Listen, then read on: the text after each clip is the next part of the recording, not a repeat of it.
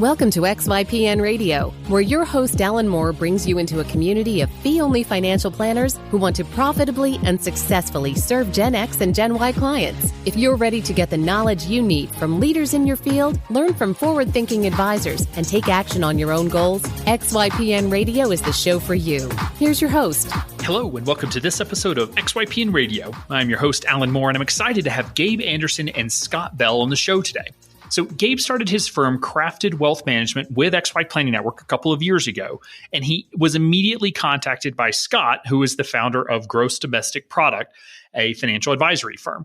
After a year of dating, they ultimately decided to join forces and now run GDP, or Gross Domestic Product, with Crafted Wealth as a subsidiary. Scott has a strong background in investments, while Gabe really focuses on financial planning, which makes them a great pair.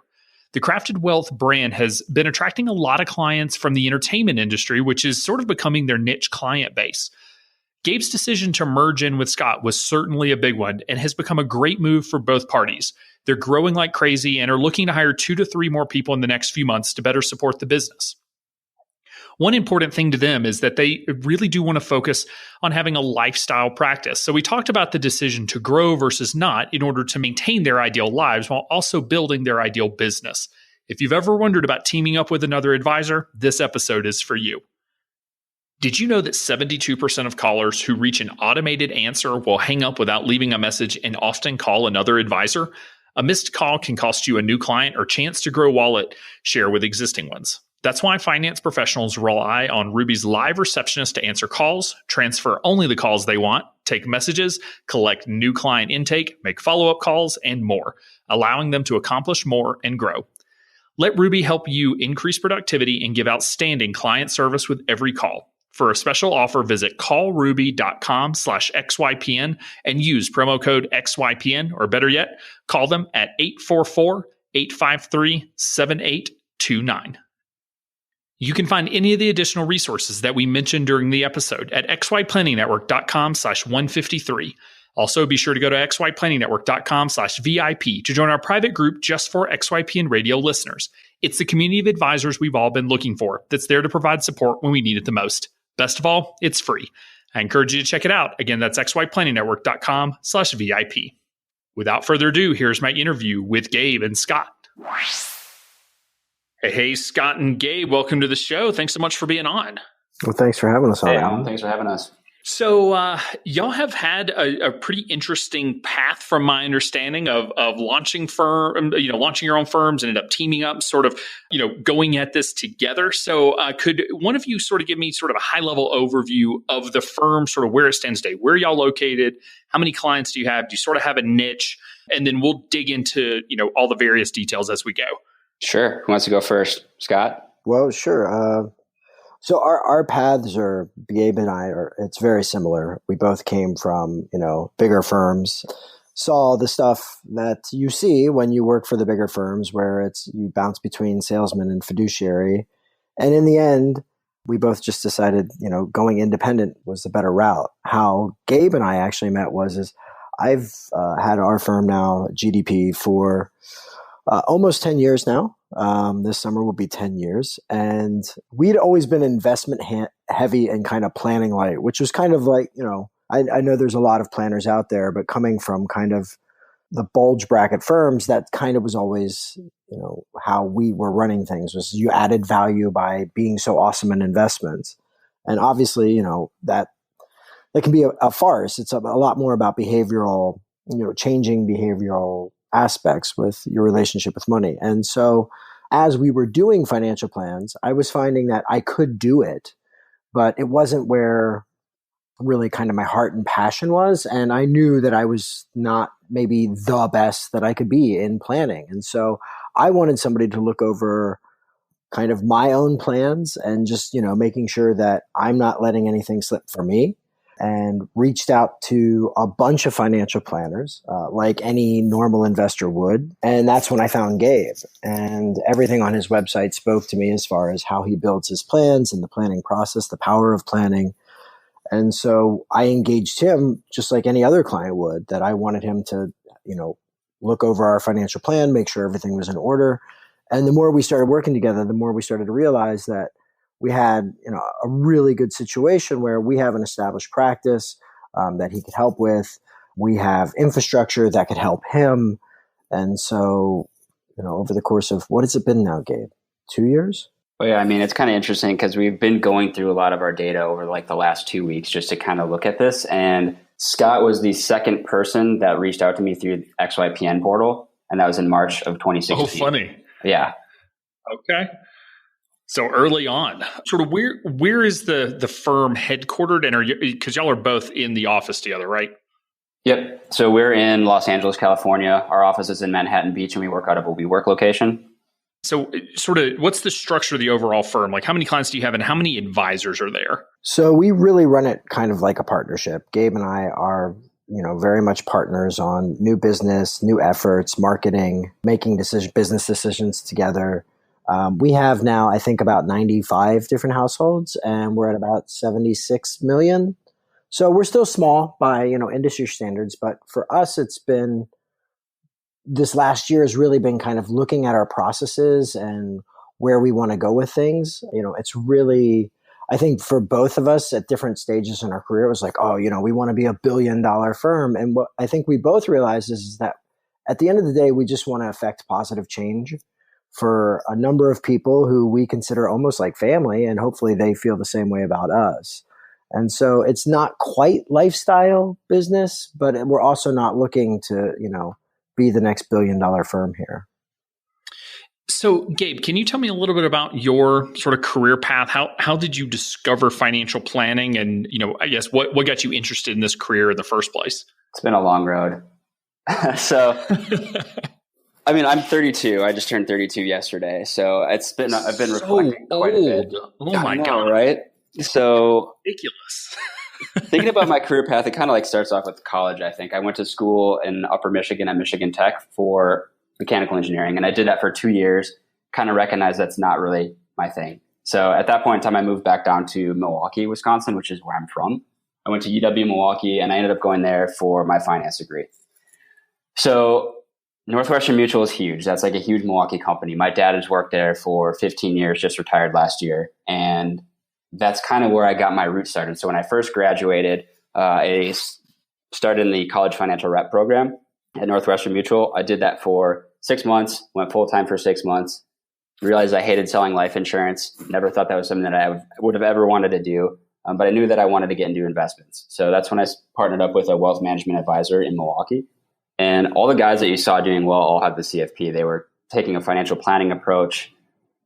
They were doing well in the business of doing well for their clients. So I set my sights for the CFP at that point in time. So 2 years at Northwestern Mutual, you say this all the time, Alan, but I was working with a 63-year-old wealth management advisor that told me that he wanted to get out of the business.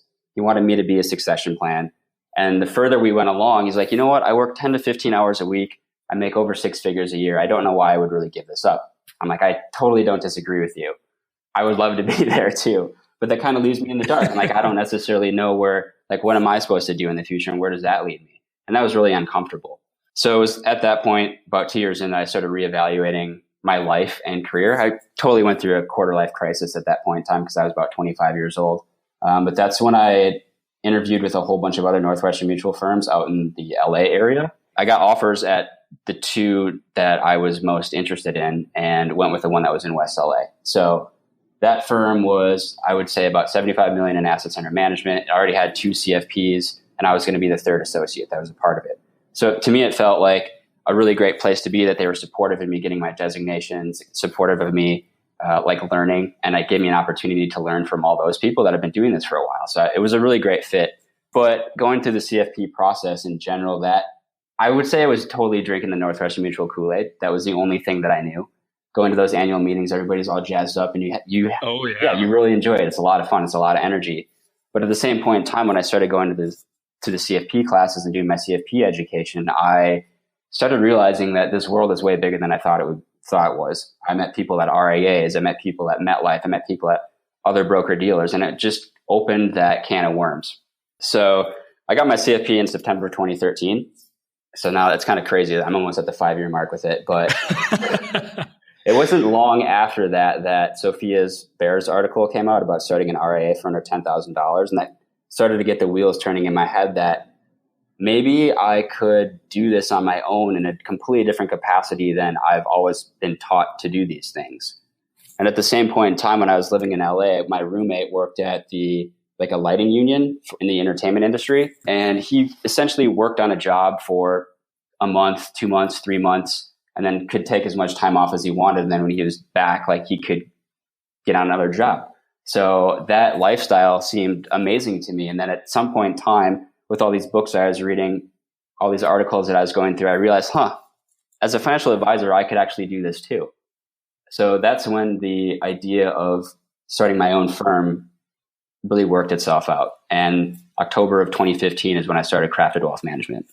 So October 2015, so that's about 2.5 years ago now, is when that really got kicked off. Yeah, I think it's a great point, and something we emphasize particularly with women that are getting into the field, because we hear a lot of folks say, I can't, and this generally comes from women where we hear I can't start a firm because, we're going to start a family, going to have kids. So it's not a good time, or, this is a, 80-hour a week grind kind of job. I don't want to do that. And we're, try to put it out there that you really can build your ideal lifestyle by building a business in financial planning. And no, it's never going to be perfect, right? And it doesn't mean you only get to work 4 hours a week, as much as we wish we were Tim Ferriss and we're somehow fulfilled by only working 4 hours a week. But you really can build this to match that sort of vision of an ideal lifestyle, which I think is what makes this career awesome, and what makes starting a business in this career a lot of fun. Yeah, it's like starting a business in general. You can really build it any way you want to, especially with the internet and the Internet of Things. There's so many things that you can do with your life, and it doesn't have to be your life. So how do you, and you don't have to be rude about it, but how do you compare, for the folks that are out there that are still drinking the Northwestern Mutual Kool-Aid, that's the only world they've known. I guess, what would you share with them about the world now as you know it, having sort of come out from underneath that umbrella? Number one, I think I would say to get involved in a professional organization. Coming out of getting my CFP, going to FPA meetings, being a member of NAPFA, being a member of XYPN, it's this whole community of people that you didn't necessarily surround yourself when you were at Northwestern Mutual. You were only around other Northwestern Mutual advisors, so you're taking advice from them. But the industry is so much bigger than that. And that was what really sparked my journey, is meeting other CFPs that were the same age, that were all going through this together. We still have meetings. We have one next week that I'm really excited to go to, because it's been 6 months since I've seen a lot of these people. But it's really having that community is what really starts you down the path. And I don't have any ill will towards the advisors that I was working with at Northwestern Mutual. They taught me a lot. I was able to get my CFP, CLU, and CHFC within a 13-month period of moving out to Los Angeles, because I didn't really know that many people. So it was totally okay for me to just put my head in a book. Sure. Yeah, real quick, since you mentioned you have the CLU, CHFC, what are those designations? And do you recommend that, advisors maybe that have the CFP, do you recommend that they look and possibly get those designations? That's a good question. So CLU is a chartered life underwriter. CHFC is a chartered financial consultant. And obviously the CFP is a certified financial planner. That's the big one of the industry. But when I was working at Northwestern Mutual, they reimburse you for the courses, and it's through the American College. So you can figure out this combination of courses to take, that it's essentially studying for as long as you want, taking an exam, and then just keep going and repeating. So you could figure out which of these courses could I do to get all of these designations in the shortest amount of time possible. But the CLU specifically, since that's not something that's, I think, all that common in the fee-only industry, because it's specifically a life insurance designation, really sets me apart from other fee-only advisors, because I have this deep bench of life insurance, disability insurance, long-term care insurance knowledge. So CLU, big on the insurance side, which you feel like has helped. And then CHFC is very similar coursework to the CFP. So do you feel like getting that designation was beneficial in addition to the CFP, or do you feel like it was just sort of letters after your name? I think it's just letters after my name at this point. Fair enough. But I got the CLU first, and then the CHFC, I think, was only 2 or 3 other courses. So it was really kind of a no-brainer. And those 2 or 3 other courses also went for the CFP. Okay. And it's it's a legit educational program. It just has a lot of overlap with the CFP, I feel like. It does, yeah. I don't have my CHFC. I just looked into it at one point. Awesome. So, Scott, can you talk to me about sort of your career path up until you and Gabe met? Sort of what was your, path to, getting into the industry? Well, yeah. So My parents, so it goes way back. My parents actually made pretty much every bad decision that you could make with money. And so as a kid, I saw the ramifications of that. And, I love them. They're great. They still make terrible decisions with money. And I decided that I did not want to do that. And mine's, I guess, probably a bit of an unusual story. The very first rated R movie I saw was Trading Places. And I thought, like those guys, they're reading the paper, they know stuff. I mean, obviously, hilarity ensues, but, it was the idea that these people knew something, that this information was power and that they were, going to be successful. And so I started, that was also right around the time of Family Ties, which Michael J. Fox played this character, Alex P. Keaton, who was like this, Nixon loving Republican capitalist little guy. And I just thought I want to know how to make money and make lots of money. And, taking it from there, I found a love for economics, which really, to me, helped make sense of all of this, what it is that affects us in our daily lives, how to convey that to clients, and was just persistent after college and knocking on the same exact door at Morgan Stanley and just asking for, when they would have an opening. And it was right around the time that the Dean Witter merger was going on. So they were going full blown retail, and ended up, working with them for about 8 years and learned a ton, apologized for a ton of stuff that I had nothing to do with. And in the end, got tired of that, right? Like the final puzzle piece clicked into me in two places. So when I first joined Morgan Stanley, my manager, he was great. And he said, the reality is that over the course of your career, you're probably going to make two moves. So you need to make those wisely. And, he was, of course, talking about jumping firms. And I had seen enough of those Friday, the brokers quitting. And then, it's the Jerry Maguire-esque kind of race on the phones to get in front of clients. I had been through enough of that to know that the argument was always that, hey, we left, this firm to go to this other firm because it's so much better over here. Mm-hmm. And kind of like in year 4 or 5, Morgan Stanley started really encouraging partnerships, teams. And so they had matched me with somebody in the office, and he was great at golf and handshakes. And I was great at generating reports and working technology. And so it was a great fit. Subsequently, like 2 years after we had been working together, we were up to like 100, 125 million. So we were doing well. And he decided this is right around the time that the first big kind of payouts were coming. I think it was like 110% of your trailing 12 gross. And so we did due diligence on all these firms. And this was the first time that I'd actually really kind of gone through that process and saw for myself. And almost like Gabe, where he read the article from Susan Barra about Sophia, about, how inexpensive it was. I realized that every single one of these firms, whether it was at the time Wachovia or UBS or Merrill, Smith Barney, when it wasn't part of Morgan Stanley, every single firm was using basically the same software from the same providers, right? Like eMoney was doing the financial planning for pretty much all these firms. And so at the end of the day, I really could not, I had a crisis of conscience. I knew that we were going to get this big payday to move everybody, but I couldn't really look them in the eyes and say it was going to be so much better at this other firm. And so my business partner and I, we actually parted ways at that moment. He took half the practice and I kept half the practice. And my old firm thought that I was like really loyal and this should be something that, this guy's bleeding Morgan Stanley blue. He's amazing. And I started working as a sales manager. And that's the last puzzle piece, was where I started to realize, these private money managers and all of these different things that were supposed to be fancier and better somehow, they really just weren't. So I started moving clients more and more to indexing.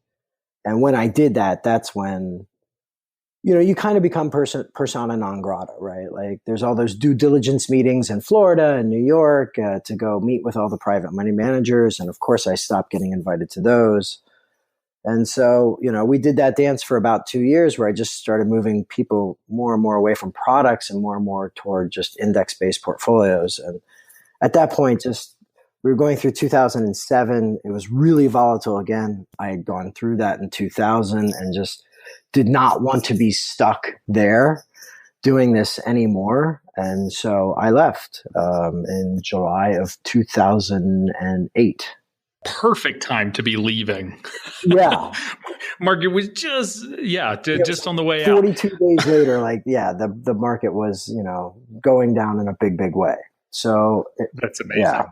Excellent timing. Did you end up starting your own firm after that? I did, which was GDP. And the whole idea behind it was we took just a handful of friends and family. We were not looking to get any sort of litigious thing with the old firm. And really, it was just about offering real advice, for a reasonable fee, and having it be something to where neither they nor I are going to have to be looking over our shoulders about what it is that we're doing. Can I trust this, strong buy report or whatever it is? More times than not, I didn't. So it seemed to me, if I'm taking all of this career and reputation risk by just, giving people the best advice I can, I might as well, control the destiny of where the firm's going as well. So. Yeah, because a lot of firms have, certain payout rates that are, it's much lower payout rates on index funds, or, I've heard some that have come over to XY that, you have to sell X number of dollars of annuities before you're allowed to do financial planning. That's sort of like you graduate into being able to do planning once you have this base of annuity revenue. So every firm's a little different, but it's not always, it's certainly not encouraged because the money's not the same, right? Like parent company's not making nearly as much money when you're out selling, Vanguard funds and helping people out and set up proprietary products with, fancy, reports that y'all, that the parent company's generating to help you sell it.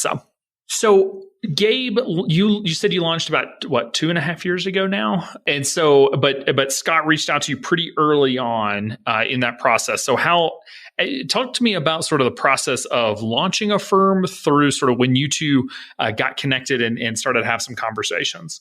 Yeah, so I joined XYPN in October. I think that was October 1st, 2015. I left Northwestern Mutual on October 30th. It was like Halloween of 2015. And then I spent the next 3 months putting everything together. So I think at that time we were working with, at XYPN, it was a different compliance firm, Jim Cullen. So I had them helping me out. I think we had a huge influx of members to XYPN at that point in time. So it took a little bit longer than I was hoping, but I had enough money set aside and I had a side job at that point in time. So it worked out fine. Yeah, you came in during the worst possible time to get registered through XYPN because we were transitioning from sort of that contract relationship to in-house.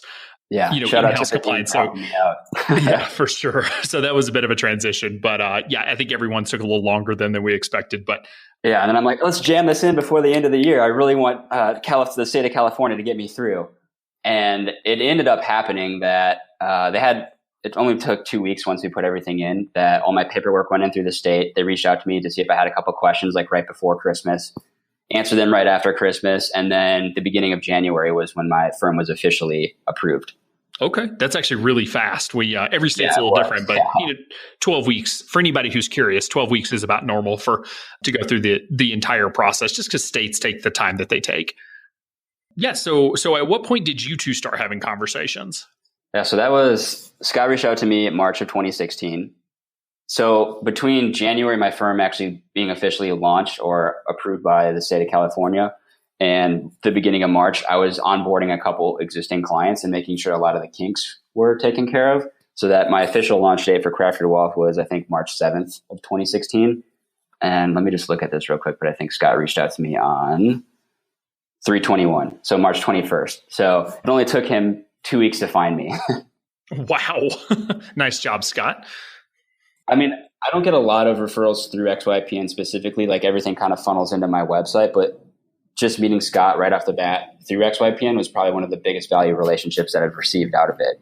For sure. Yeah. I mean, and we've always wondered, like, especially early on, we knew there were a lot of advisors using the Find an Advisor portal. Obviously, I think it's shifted now to more consumer based because we're actually, seeing those leads get driven through, but you never know where a relationship's going to form, right? You just never really know how that's going to work out. So when did y'all actually join forces? When did that happen? Right. So obviously with Scott reaching out to me like 2 weeks after I officially launched my firm, we're just getting to know each other. We're kind of going off trust that I know what I'm doing.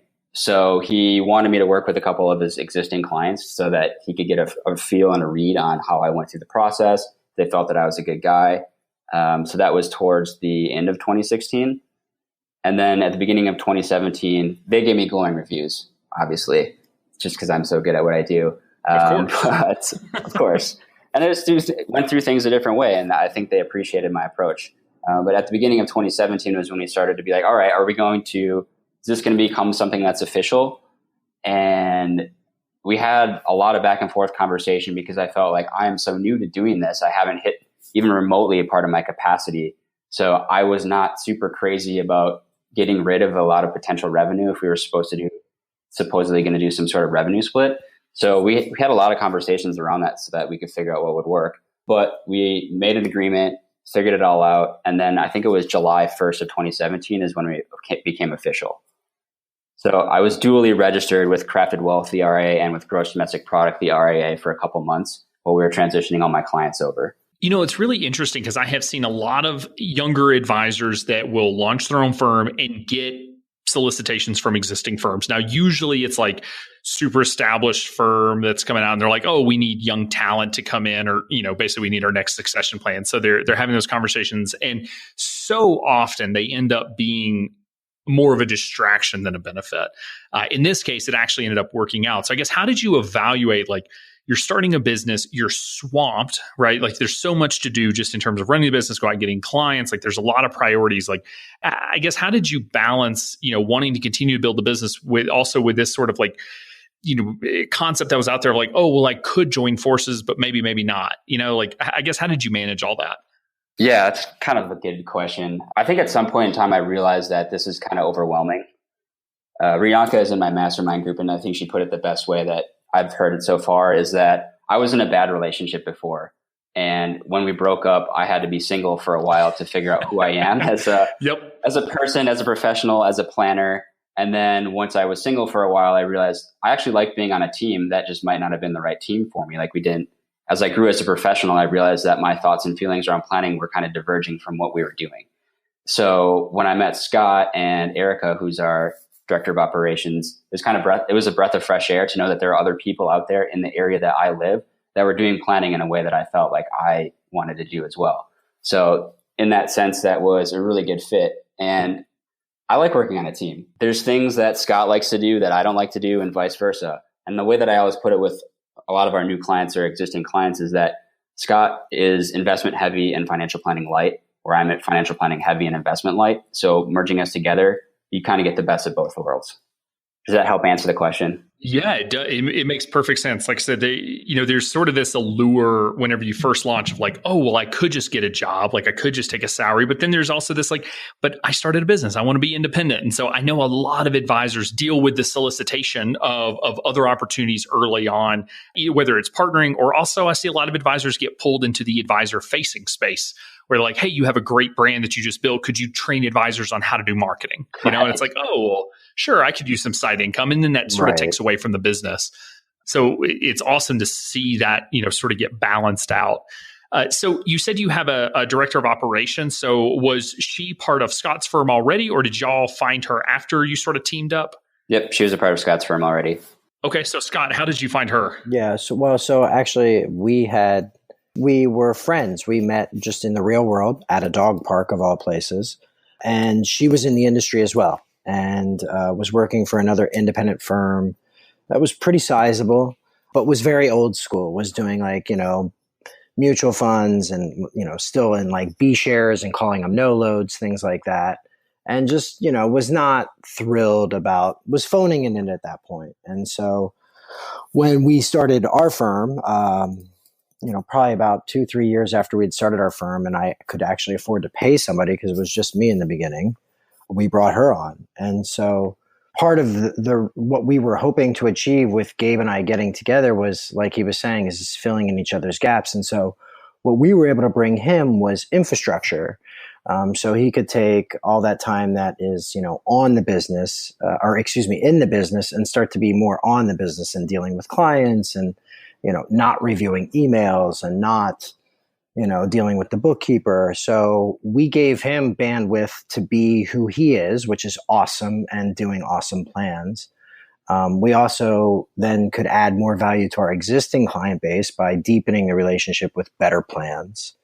And then for Gabe, having all that extra time allows him to go find extra clients. And then, of course, when we work together on cases, it's a beautiful thing because it's like two for the price of one for these clients. And I think they do see that when they walk through the door.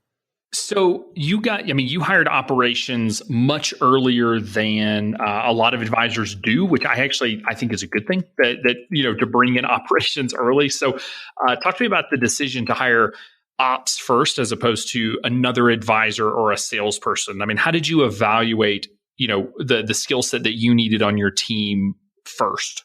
Yeah, I mean, so, what I am good at is making really complex things simple and asking the right questions when it comes to clients. I now have experience too. Anything that was taking away from that, I felt like was, an area where we could definitely improve things. I didn't need more business. I just needed the business to be more manageable and better. And, we were big believers in customer service. And so we try very hard to especially for our higher net worth clients to reply to them, pretty much any day of the week within the hour. Certainly everybody, we try to get back to them within 24 hours. And so, I just found that I was starting to have to wear so many hats, right? Like today I'm compliance, then I'm trading, then I'm research, then I'm writing, back to compliance. I couldn't do it all. I wanted to focus on all the things that were, really advisory based, being an advisor. So for me, it seemed like a no-brainer. If you can take care of ops and compliance, it's so much of the daily checklists and monthly checklists that, I could not wait to get rid of that. Yeah, I mean, that was my experience as well. That was the first thing I wanted to hand off was operations. And it is a difficult decision when you're hiring that first employee of what's the right team member. And usually it's, taking the things off your plate that either you're not good at or you just a bad use of your time. And there are just other people out there that are gifted at managing the business or managing the operations, or maybe there's, someone who's gifted at compliance and trading, and that would be a good hire. So it's always interesting to hear how folks make that evaluation, but sometimes it's just, you just come across someone where you say I want you on the team and you're going to be on my team and I'm going to put you in a position to succeed and I'm going to do a bunch of other stuff, sometimes that's okay too, which sounds, in a way, some of what you ran into whenever you meet the right person. Yeah. So I've also made two bad hires, which were advisors. And so what I got right with Erica it just was coincidental in this case, but I really knew her well. And for all the three of us, we've really in this last year and a half started to develop a lexicon of how we speak to people. And what I found most amazing and comforting about Gabe is when I did introduce him to those first two clients as just kind of a trial run, they kept commenting on how similar, we are different, but that we speak the same language and that we were, using analogies in kind of the same way and have the same principles. And so for Erica, I knew I had that out of the gate on the personal level, that she's as honest as the day is long. She cares and it shows. And now together, it's a pretty wonderful thing when you have a team, like Gabe said. It's nice to be able to point to somebody and delegate and know that that's their strength. Yeah, and as far as joining forces, it's pretty amazing to, at a year and a half into the business, to be able to have somebody to rely on that's an ops person that's been doing this for 20 years, that I know has got all the paperwork and sounds exactly like me and loves their clients as much as I do. Yeah. And and I know I've said it on here before on the show, but just to reiterate, Kitsis and I have both talked about this a lot, where it's something we dealt with. But, typically whenever we hand off tasks that we don't enjoy, it can feel like a punishment to someone where you're I hate doing the compliance. I'm going to hand off compliance to someone else. And it feels like you're punishing them because you're giving them something you don't enjoy. Just because it gives us a low level of anxiety all the time. Right. But in reality, there are people out there, if you're assigning it to the right person, there are people out there who enjoy and are good or great at doing the things that you don't enjoy doing. And that's okay. There are a lot of things that you do as a business owner, as a financial advisor, that other people at your firm do not want to have to do. And so it's not a punishment. It's that, everything's got to get done and you want the right people handling it. So handing off a task that you don't enjoy is not a punishment. Think of it as the opportunity for someone else to do things they enjoy doing, potentially. Now, if you hire a bunch of mini-me's, right, you have 5 people at the firm that are all the same, that doesn't work. So you have to hire well. So I guess talk to me about how y'all break up duties. So it sounds like, Gabe, you're more on the, financial planning side, which, your title now is Director of Financial Planning. Scott's more, it sounds like more on the investment side. Is that really the delineation, or is there more nuance than that? I don't know. I mean, we have so many titles thrown around. It's like hard to know. Co-founding CEO. A lot of inbound leads come through Crafted Wealth. And we have a lot of existing clients through the GDP side that we're beginning to work on together. So with the GDP clients specifically that we are kind of bringing into the financial planning or total wealth management fold, we have a conversation with them, Scott and I together. And this is kind of maybe more on our broader process in general, but we do a get organized meeting to get them on e-money. We discuss vision, values, and goals. And a lot of the times Scott and I are on these calls together. Sometimes we're not. Then we have a series of rough draft planning meetings that might be going through all the various topics of investments, risk management, estate planning, anything under the sun that they want to talk about, employee benefits. And then we have a final draft meeting, and then we're done. Once we have that list of action steps, when we're kind of done, is like when we want to move the relationship to the next step. So some of these things I'll do with the client, some of those things Scott will do. And I think we're definitely very much still figuring all of this out, even though we're a year deep. But I think we're getting closer to something that's starting to work really, really well. We do collaborate, in the office on all the plans. So, he'll walk me through the scenario as he sees it. I'll offer any insights, and vice versa. There's a lot of dialogue that goes into each one of these plans before we actually present them. Well, I don't have my CFP. I've been in the industry now for, since 2000. So, almost 20 years. So I have a lot of perspective that not only just as a professional, but then also, I have 2 kids, so I'm a father. I have been remarried, so I know what divorce is about.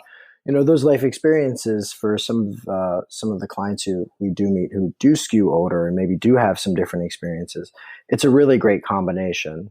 Very cool. So I guess how does that then fit in with? Well, is your ops manager your only other team member, or do you have some others? So we just said goodbye to Jordan, who was our intern, and we actually learned a lot from having him here for this last year, and now have developed kind of our next list of hires that we're looking at. So some paraplanners that we're looking for, maybe some spreadsheet ninjas that we could do kind of like on a gig economy type of basis. We've just actually now started formulating what's the next phase in our growth, because we do have good deal flow, and we probably just close enough to where if we had another like a paraplanner or a junior planner to kind of help us with some of the streamlining of the data entry and just first looks, we could probably afford that right now. Yeah, and I think we should probably talk about Jordan too, because he's a big fan of the podcast as well. And I know he's going to listen to this. But when you put yourself out there and you have your own website, Alan, like you said, there's a lot of people that reach out to you. It's people that might be other advisors, obviously prospects, and then other people that might want to be interested in or are interested in the industry in some way. And that was how Jordan met me. Like, he messaged me on LinkedIn. This is probably at the end of 2016. And we kept it. He was in the Air Force. He just got out of the Air Force, but he was also getting his master's at USC. So he recognized that he wanted to be in the financial industry in some capacity. Like, he's always been big on budgeting. He has his own website and has his own blog that's around finance. So when this opportunity came up towards the end of 2017 that he could take an unpaid internship and continue to be paid by the military, we were the first people that he thought of. And I don't think Scott and I really had the capacity to take on an intern at that point. We were working on our website, rebranding it, doing a whole bunch of other things. But he was such a self-starter that made it okay. Like, he could find things to do. Being that he was an MBA, he had a whole host of things that he was really proficient on. And I'm really thankful that he came into our lives, especially for us to realize, we need more of a process when we hire somebody, whether it be for onboarding a new team member. What is this person going to do, or how are they going to learn about all these different things that we have? So he just got hired at USAA, which is that was the place he wanted to work at. I think he's in like the executive management program or like the undergrad, whatever program. Yeah, that's awesome. Yeah. So we're really looking forward to seeing where that career takes him. And hopefully maybe 5 years in the future, it'll come full circle. Yeah. So you mentioned that you have a few hires that you're going to be making. So what, or that you're thinking about, what are your next, say, 3 hires that you have top of mind, since you have, sort of 2 advisors now, you have operations? What are the next couple of hires that you're planning on bringing in? It's kind of funny because we had a conversation with Maddie a month ago, and she was the one that kind of put this in her head. So we started making a list of the potential things that we want out of a hire. And then Scott went through that list yesterday and broke it out into 4 different people. Perfect. So have you ordered them, or you're just going to hire all 4 at once? We want one person that does it all.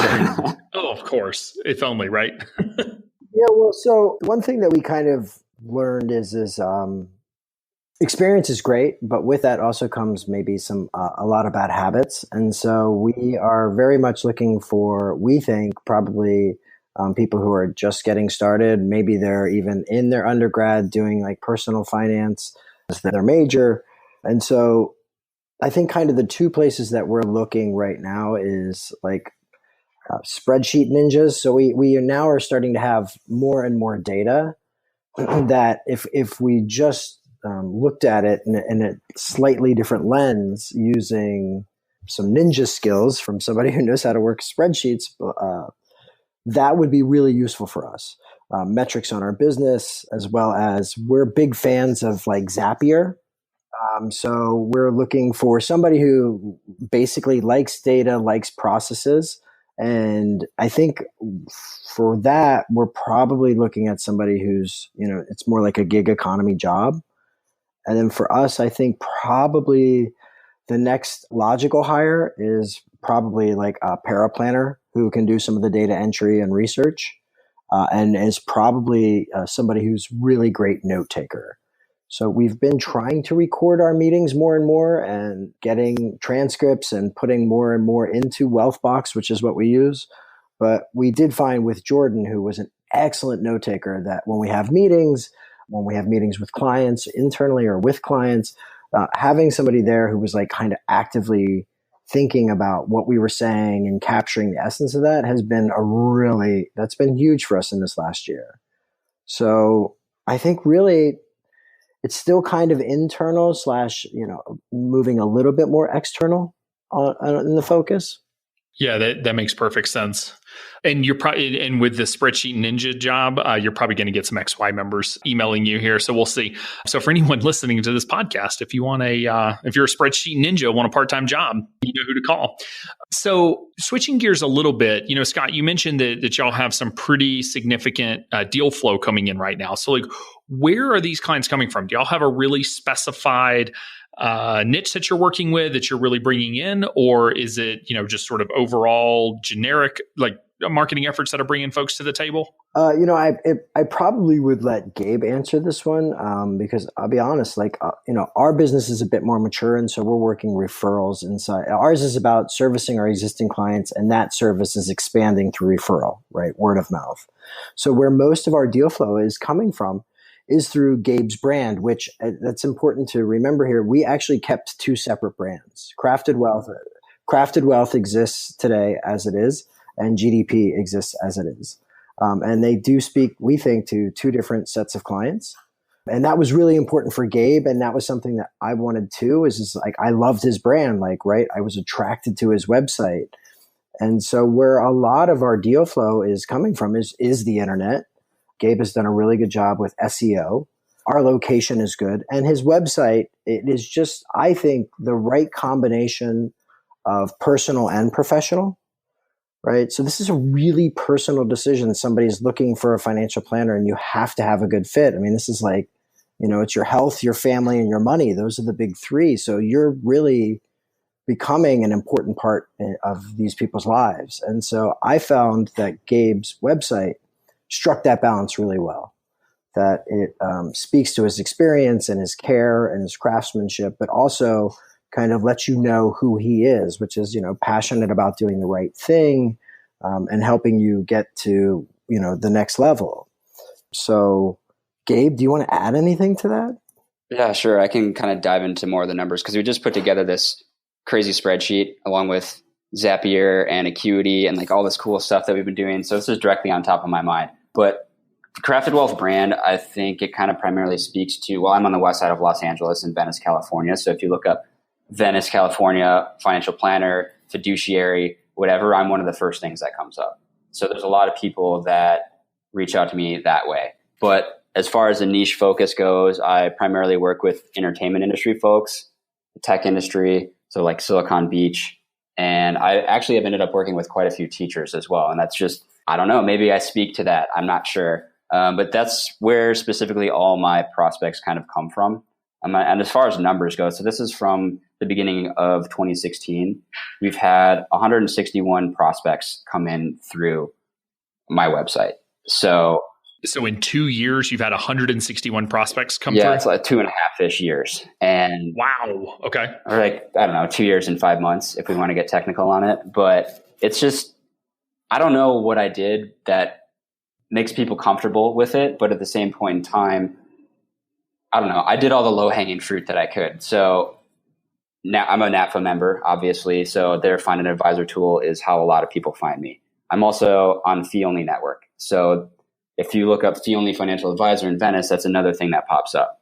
And like all these things funnel back into my website. So you do a Google search, do a NAPFA search, go to the CFP board, Fee Only Network, XYPN, all those things funnel into my website or our website. And it just makes it so easy to schedule a meeting with me. We have a 30-minute get to know you call. We use Acuity for scheduling, ask a whole bunch of questions there. And then now with Zapier, we've been able to automatically have all those questions go into this prospect spreadsheet that we just created, which is pretty amazing. Very cool. Okay. So you are finding a niche, but it doesn't sound like you started out saying like, I'm going to focus on entertainers. It sounds more like that's the natural market for sort of where you're located. And that's where you're sort of developing a niche. Is that fair? Kind of. It's a little bit of both. My fiance, she also works in the entertainment industry. I know a lot of people that work in the entertainment industry. So that was kind of a natural market in a way. But at the same point in time, like she's at the lower rung of the ladder. She's still on the assistant, working her way up.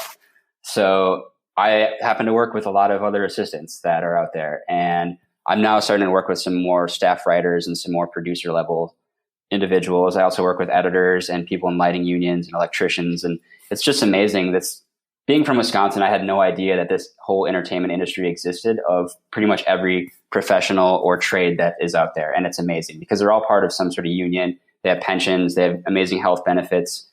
They have things that are complicated compared to traditional a salaried employee somewhere. So they have unique planning needs. And I find that's why they're reaching out to me. Yeah, I have found there's sort of, I don't know, there may be more than two types of niches on this specific side, but there's some niches where people just say like, this is my area of expertise, but the planning is not that much different than for other clients. Whereas sometimes the planning is hyper specific in the entertainment industry. I worked with a couple of folks in the entertainment industry, and like, if that's not your full-time focus or like a big part of what you do, you will screw something up. Because I remember, like catching like, oh yeah, I forgot about the fact that there may be, I didn't know there was pensions with the Writers Guild. So you got to go to the Writers Guild and go, download all the information. Like if you don't know that stuff, you're probably going to make a big mistake. Well, the entertainment industry is a weird thing. I have clients that are a part of 3 unions and have worked on, they're an actor, they're a writer, they're a producer, oh, wow. They've directed things. So they're all part of these all random unions, and you have to kind of coordinate, consolidate, like where are the benefits going to come from and how much are they going to be? I think that's the crazy part and the more difficult part of doing it. Yeah. And I remember just looking at like agent contracts and it just like blowing my mind because I'd never worked in that area that, to understand how that world works, you make a ton of money for a couple of years and you don't make any money for 3 years and just, all of the, I don't know, is cash flow a big part of your planning process because of the types of clients that you're working with? Yeah, it definitely is. We're big fans of YNAB. So, you need a budget. So some people love YNAB, some people hate YNAB. So why are you a fan of it? I think when I started using it personally, that was when my mind really changed. So I've been using Mint for the last 6.5 years, and Mint's great for categorizing transactions and seeing how you're doing against your different budgeting categories. And eMoney functions pretty similar. The cool thing with eMoney is that it can import 12 months worth of past data. So when we're first starting to work with somebody, we normally put them on eMoney so that we can categorize several past months to see where their money has been going so that we can sort of start figuring out what their budget could be. But then at that point, when we kind of figure out what their budget could be, is when we like moving them on to YNAB.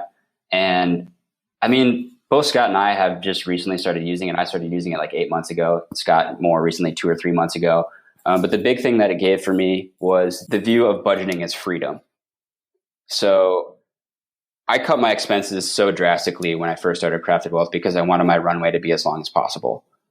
So I'm big into cars. That's kind of my hobby and my passion. So I almost had $0 in my budget for car stuff. And that was hard. That's like my hobby and my passion. And it took until the end of 2017, I wasn't paying myself very much. At the beginning of 2018 was when I started to be able to pay myself more. And I had to change my mindset around money, or YNAB allowed me to do that. So if I put $500 a month for car stuff, I have that there and I can spend that on car stuff. It's specifically for that purpose. And since I have all my other goals and savings built in, it's not going to mess that up. And that alone made it great. The other thing that people find weird about YNAB is how credit cards are used. But I kind of look at it as like, once you get it set up and running the way it needs to be, it's amazing. So I don't really look at my checking account balance anymore. I don't really look at what I have on credit cards anymore, because YNAB has all the categories broken out. And also it tells you right at the top of the screen how much money is available that's not categorized for something. And to me, that's the number that's important. I don't have to do mental math anymore. Like in the past, maybe 3 or 4 years ago, using Mint, it was always kind of still like, okay, I'm going to have this huge pain point when I have to pay off my credit card bill, even though it was stuff that I spent money on that was otherwise in my budget anyways. And I don't have that pain point with YNAB anymore. I mean, there's so many benefits to using it. It's a huge hurdle to get over it, but I think we've created a process to get people on it that starts to make sense. Yeah, my understanding, and I've never used YNAB, but my understanding of it is it's all about budgeting the money, allocating the money that's in your bank account today, whereas Mint is more about next month, I will spend no more than $500 a month on groceries. So there are a few different, they're just two different philosophies. Yeah, so Mint and eMoney are kind of accounting, whereas YNAB is planning. That's interesting. That's kind of the way to look at those differently. Yeah, and that's why I always liked, oh my goodness, I just blanked. First Step Cash Management out of Marty Kurtz's firm. And now Money Quotient has the licensing rights to it and distribute it. But it's a similar concept with sort of planning. It's not a budgeting. It's not a cash management tool. It's a budgeting tool. So for folks that are thinking about getting in this area, there are a few different tools. First Step's the only one that has an advisor portal. I emailed the folks at YNAB to try to get them to create an advisor portal, and they felt like the advisor marketplace wasn't big enough. So, I hope we convince them at some point. Yeah, they're probably right. It's just not, there's just so few advisors out there doing this work, right? That it doesn't seem attractive to them. There should be more of us, because that's what fuels the financial plan, is your cash flow and budget. Well, if you're working with clients that aren't yet rich, right? And that's where I think I see this so often with advisors, that a big rub or difference in terms of working with sort of the client base we've always worked with versus working with younger clients is that we never had to do cash flow planning with clients because they always came to us like with those habits in place. They already made plenty of money. They didn't spend more than they made, and they, had everything in place. Whereas you're working with clients where you're helping them build these foundational habits in order to be successful. And one of those is understanding how money flows, particularly in the field that a lot of your clients are in, because the money, it does not flow consistently. It's not a W-2. Yeah, I mean, I would say, as far as the one gift that cash flow has afforded us, even for our high net worth clients, is it's an exercise in kind of getting you reacquainted with your money. So we actually went through doing this with a client who, their net worth is probably $4 million. They have $2 million with us, and they have a ridiculously high monthly spending amount. And so going through that same process using YNAB, we actually hooked him up to eMoney and looking at just tracking the expenses and just getting him reacquainted. What we had found was if he had shifted his electricity bill, he was paying flat rate. And if he had just switched that to time, rate, so it's cheaper at night and more expensive during the day, he ended up saving something. Gabe, what was it? It was almost like $1,000 a month. Whoa. Yeah. And he has a house with like 4 different AC zones and stuff like this. So, I mean, this is a bit of the ridiculous, right? But just like going through everything and just, the same with like his phone, like he was paying way too much for like his mobile phone, just little silly things like that, where like there were all these nickels and dimes that because he just assumed, he's good. Like, I make enough money. We're good. I'm, just going through that exercise was still really worthwhile. Yeah. It's always about the first step to cash flow and budgeting is always about building awareness and where your money has been going. Then we kind of go through, and once we're tracking everything, we can start trimming the fat. And then at some point in time, we're going to have a conversation about like, okay, what are your goals? We're going to have to make some hard decisions to accomplish these goals. So what's more important, this goal or spending money on this sweater or whatever, or $1,000 a month on electricity? I don't know. It's really interesting. At the same point in time with our younger clients, they're really interested in investing. But at the same point in time, if we find $1,000 a month or $500 a month in their budget, that's going to make a drastic impact compared to them getting an extra % return on their portfolio, especially when you're young. Yeah, for sure. Right. Yeah. Control the stuff you can control. Yeah. And I'm interested. I mean, one of the experiences that I had working with clients is, trimming the fat, you switch over the electricity from one to the other super easy. You tell someone that has a hobby in cars that they can't spend any money on anything to do with cars, like that's going to hurt really bad and quite honestly isn't going to last long. So one of the big pushes I always had was, how do we have the conversation about income? And I feel like with especially in the field that you're in, like I feel like income is such an awesome conversation that there's so much flexibility there that many industries don't naturally come with these like inherent abilities to be able to make more money in different ways. Well, it's kind of interesting because a lot of the assistants that I'm working with are super frugal. And they know they're always trying to find the next job that might pay a little bit more, get them the next rung of the ladder. And then I have clients that are staff writers that once they make 2 to 3 times as much money, their habits start to change and their spending rises with their income. And we want to avoid that as much as possible. I think it's okay to reward yourself a little bit, but if you're aware of what your goals are ahead of time, then we can help mitigate a little bit of that. But I don't know. It all goes back to the cash flow conversation in my mind and making sure we're mindful. Yeah, no, I totally agree. And like I said, I would venture to say, like on the fiduciary side of the world, really probably all financial advisors, probably in the single-digit percentage of advisors that ever actually talk about cash flow. I mean, and 9% on the top end is probably high. It's probably only a couple percentage points of advisors ever actually talk cash flow with their clients, and yet it really is so core. Carl Richards always says that, that's how you can tell who someone is and what they value is how they spend their money. And yet most advisors never look at that because we think like, oh, they're fine. They make enough money. We don't need to pay attention to it. And yet that's how you can actually understand who a person is based on where they spend their money. Yeah. I mean, when I was at Northwestern Mutual, I did over 800 financial plans and there's one client that I did budgeting with. It's kind of crazy. Wow. Yeah. All right, 1 out of 800. There's a percentage for you. I made an impact. There we go.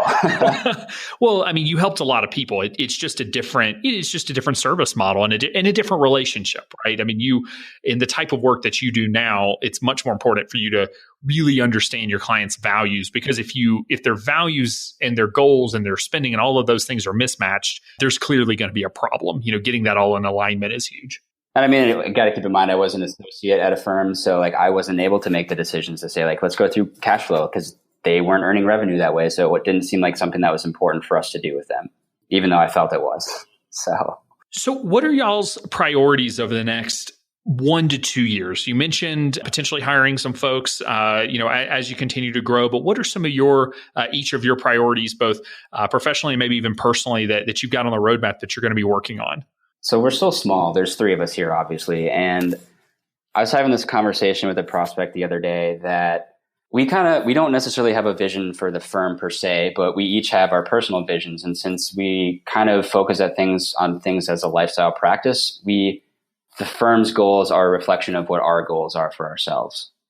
Scott, do you think that's kind of an accurate way to put it? Yeah, I would say that's pretty accurate. Yeah. So we recognize that we can do more and help more people and grow. I think we're kind of looking at it on 2 angles. One, through Crafted Wealth. It's about helping people craft their life to become wealthy.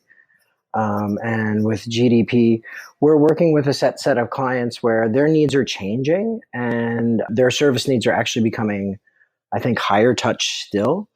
So we've started, and I don't want to speak out of turn, Gabe. We're starting to talk about doing some like family service light types of services for our higher net worth clients. So things like bookkeeping and tax planning, things like that. Sure, some of the more hands-on services. Yeah. And so, right now we're focusing, I think, on just getting all of our systems in place, looking for the right talent to kind of give us more time still, because that's the one thing that we're still really need.